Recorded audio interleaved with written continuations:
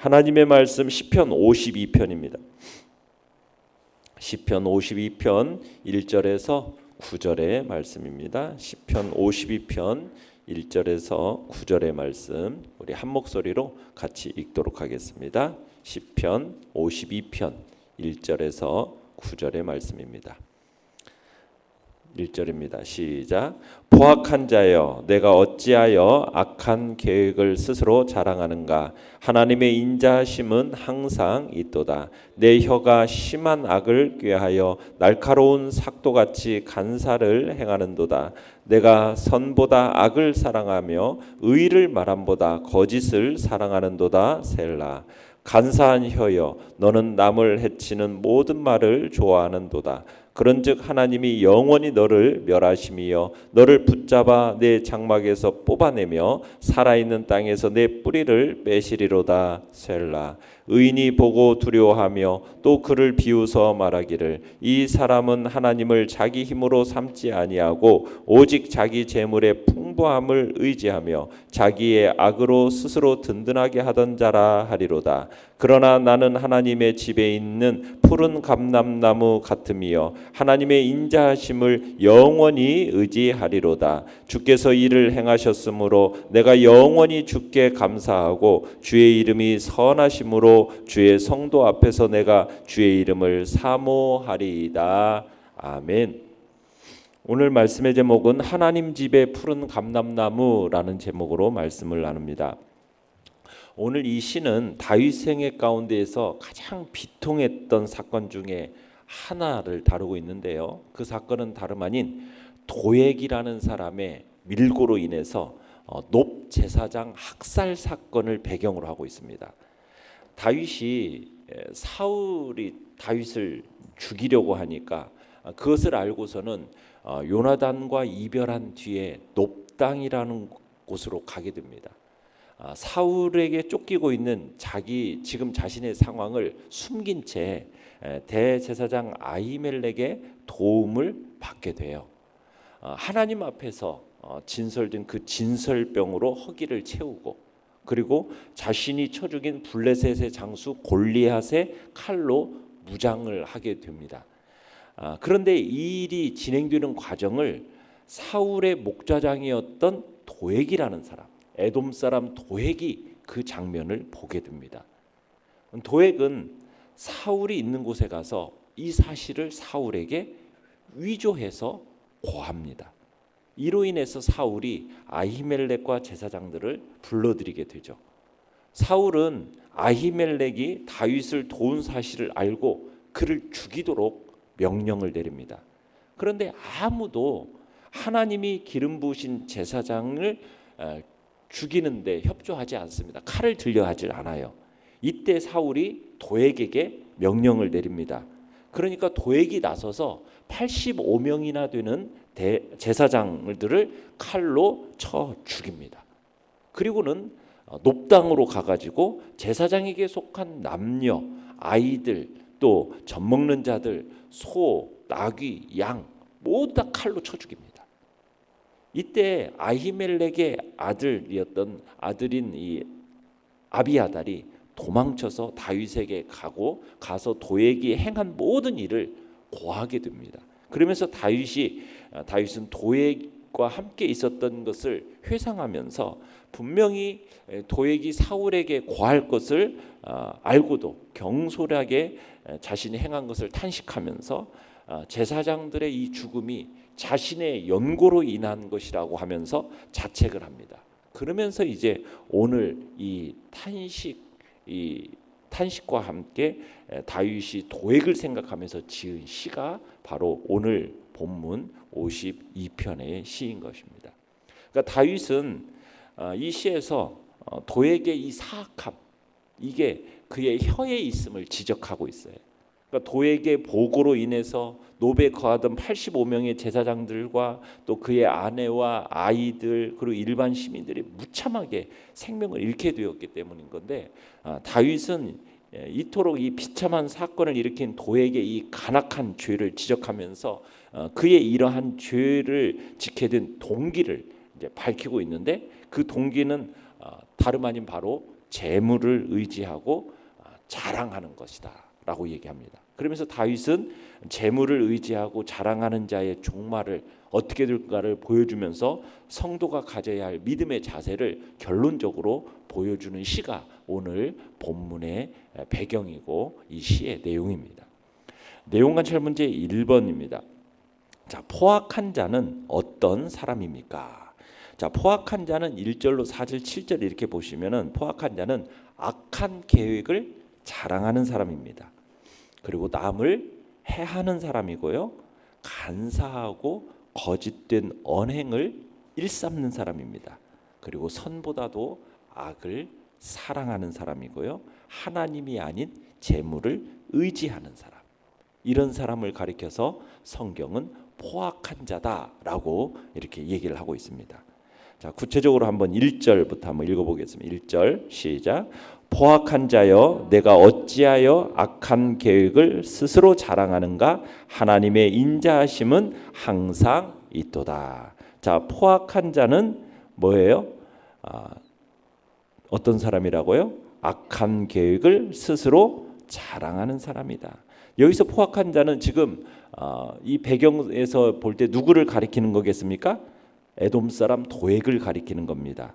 그러니까 자기의 이기적인 탐욕을 채우기 위해서 아히멜렉이 다윗을 도와준 일을 사울에게 밀고 한 이 에돔 사람 도액을 가리켜서 지금 포악한 자 이렇게 가리키는 거예요.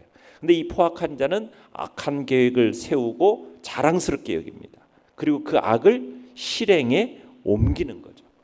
그러다 보니까 의인들은 이 세상에서 악인들로 말미암아 많은 고통을 당하게 됩니다.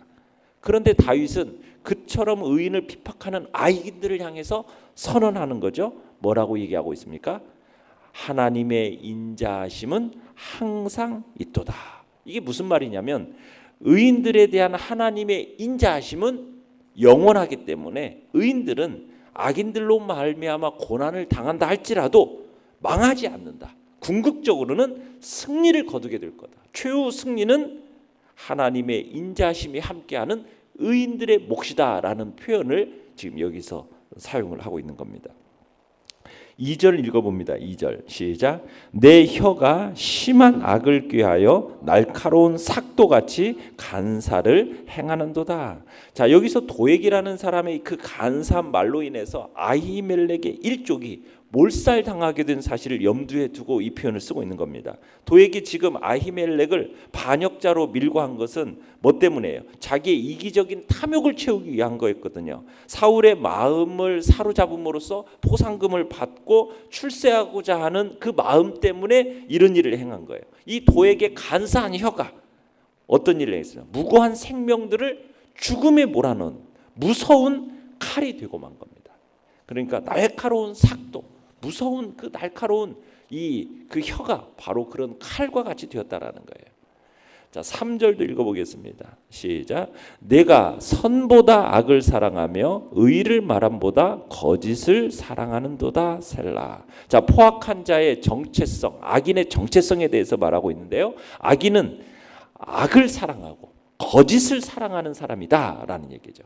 여기서 선보다 악을, 의를 말함보다 거짓을 하면서 보다라는 말을 쓰고 있는데 이게 뭐 선과 악과 의와 거짓을 비교하는 말 같은데 이것은 뭐 악인이 선과 의를 사랑하지만은 그보다는 악과 거짓을 더 사랑한다 뭐 이런 말이 아니라 이 포악한 자는 뭐냐는 오직 악과 거짓만을 사랑한다라는 이야기를 이렇게 비교적인 표현을 통해서 사용하고 있는 겁니다. 강조하기 위해서 보다라는 표현을 통해서 오직 악과 거짓만을 사랑하는 사람, 그게 포악한 자라는 거죠. 그러니까 그들의 내면에는 선이라는 것은 눈을 씻고 찾아볼래야 찾아볼 수가 없는, 오직 악한 것만을 생각하고 악한 것만을 계획하고 악한 것을 실행에 옮기는 그런 자가 포악한 자다라고 얘기를 하는 겁니다. 4절을 읽어봅니다. 4절 시작. 간사한 혀여 너는 남을 해치는 모든 말을 좋아하는도다. 간사한 혀여라는 이 호칭을 사용하면서 이 자랑하는 자의 이 대표적인 특징을 얘기하는데 그 하나가 뭡니까? 간사한 말을 내뱉는 것. 간사한 말. 그리고 이러한 자가 좋아하는 것이 남을 해치는 모든 말이라고 얘기하고 있죠. 그러니까 포악한 자의 말이 주는 피해는요, 상대의 전 존재를 파멸에 빠뜨릴 만큼 매우 파괴적이라는 겁니다. 마치 맹수가 먹이를 막 잡아먹듯이 자신보다도 연약한 의인을 무참하게 해하는 것을 가리키는 겁니다. 그러니까 악한 왕 사울로부터 인정받기 위해서 높당의 그 제사장들, 그들에게 속한 모든 것들을 남김없이 쳐 죽인 그 도액을 마치 다윗은 뭐처럼 비유합니까? 먹이를 통째로 삼켜 먹는 그런 잔혹한 그런 맹수에 빗대어서 지금 그의 행위에 대해서 규탄하고 있는 거죠. 7절을 읽어보겠습니다. 7절 시작. 이 사람은 하나님을 자기 힘으로 삼지 아니하고 오직 자기 재물의 풍부함을 의지하며 자기의 악으로 스스로 든든하게 하던 자라 하리로다. 자, 포악한 자는 하나님을 피난처로 여기지 않습니다. 오히려 그들은 하나님을 무능하고 무익한 분으로 여기죠. 그래서 뭘 의지합니까? 재물의 풍부함을 의지합니다. 대표적인 악인으로 언급된 이 도액도 하나님보다는 사울이 줄 상, 사울이 줄 재물, 거기에 더 큰 마음을 쏟으면서 하나님을 전혀 두려워하지 않는 겁니다. 오히려 더 나아가 하나님을 업신여기는 거죠. 그로 인해서 그는 누구도 원하지 않는, 하나님이 기름 부어 세우신 그 무고한 제사장들을 죽이는 그런 패역한 일에 자원했던 거예요. 그런데 그가 제사장들의 그 목숨을 담보로 해서 추구하는 것은 헛것일 뿐만 아니라 그를 파멸에 빠뜨리는 어리석은 일이 될 것이라고 얘기를 하는 거죠. 수단과 방법을 가리지 않고 재물을 모으는 그 악인의 그 사악한 본성과 행태에 대해서 심판과 재앙이 자초되는, 결코 의지할 만한 것이 못됨을 이제 얘기를 하면서 결국 이 심판을 자초하는 이 죄악을 끊임없이 질 뿐만 아니라 그로 인해서 재앙이 그들의 내일 이제 어떻게 보면 그의 어리석음을 이제 지적하는 내용을 이제 그 다음에 이야기를 합니다. 내용과 첫 번째 2번을 보시면 하나님이 포악한 자를 어떻게 하십니까? 포악한 자를 철저하게 심판하십니다. 철저하게. 자, 한번 5절을 읽어보겠습니다. 시작.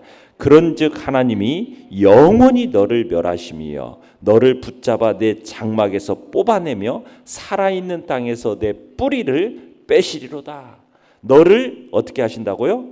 멸하시는데, 이 멸한다는 단어가 뭐냐면 마치 이 장막을 벽을 막 허물어 버리고 건물을 완전히 파괴하는 것을 묘사할 때 사용되는 단어가 여기서의 멸하다라는 단어입니다. 그러니까 더 이상 이 건물에 대해서 어떤 기억도 갖지 못할 정도로 완전히 폐허로 만들어버리는 그런 모습을 연상시키는 겁니다.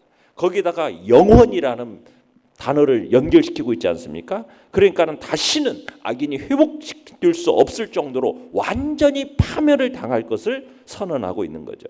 그러니까 시편 기자가 지금 붙잡아 뽑아내려 버린다라는 표현을 반복해서 사용하고 있지 않습니까? 붙잡아서 뽑아낸다. 내 뿌리를 빼버리겠다. 이렇게 완전히 이 파멸시키는, 그러니까 말뚝 같은 것을 뽑아버리는 이 뉘앙스의 표현을 통해서 이 악인이 당할 비참한 심판의 양상을 보여주고 있는 겁니다. 마치 악인을 그 거주하는 장막에서 끌어내고 잡아 뽑아버림으로써 이제 파멸에 내던져 버리겠다라는 그런 뉘앙스의 표현을 사용하고 있는 겁니다. 그러면서 땅에서 내 뿌리를 빼시리로다. 뿌리째 뽑아버리겠다. 생명의 기반을 박탈해버리겠다라는 거죠. 그래서 어떠한 회복이나 어떤 소송의 기회도 없이 완전히 멸망에 이르게 한다라는 것이 하나님의 심판입니다. 하나님의 공의에 근거한 철저한 심판을 당해서 도저히 회복이 불가능할 상태에 떨어지고 말 것을 이제 얘기를 하고 있는 겁니다. 연구한 묵상 문제 3번입니다. 자, 의인을 하나님의 집에 있는 푸른 감람나무에 비유한 이유는 무엇일까요? 자, 8절을 읽어볼까요? 8절 시작. 그러나 나는 하나님의 집에 있는 푸른 감람나무 같으며 하나님의 인자하심을 영원히 의지하리로다. 자, 의인은 푸른 감람나무 같다라고 얘기를 합니다. 푸른 감람나무. 자, 시절을 따라 열매를 맺고 잎사귀가 마르지 아니하는 그런 나무. 어떤 말씀이 생각이 납니까? 시편 1편에서 시냇가에 심기운 나무가 바로 이와 같은 거죠. 시절을 따라 열매를 맺으며 잎사귀가 마르지 아니함 같은 그런 표현. 그러니까 하나님의 집에 있는 그 나무는 마치 물가에 심기운 나무와 같다라는 겁니다. 그러니까 하나님을 의지하는 성도에게는 바로 생명수가 쫙 공급되어지면서 잎사귀가 마르지 않고 때를 따라 열매를 맺는 그런 모든 일에 형통한 삶이 형통하게 될 것을 지금 비유로서 지금 이렇게 사용되고 있는 겁니다. 다윗은 바로 자신이 바로 이처럼 축복받는 하나님의 집에 있는 푸른 감람나무다 이렇게 고백을 하고 있는 거죠. 우리가 5절에서 봤듯이 자랑하는 자는 그 포악한 자는 어떻게 된다고 그랬습니까? 뿌리까지 뽑히는 나무에 비유되고 있었죠.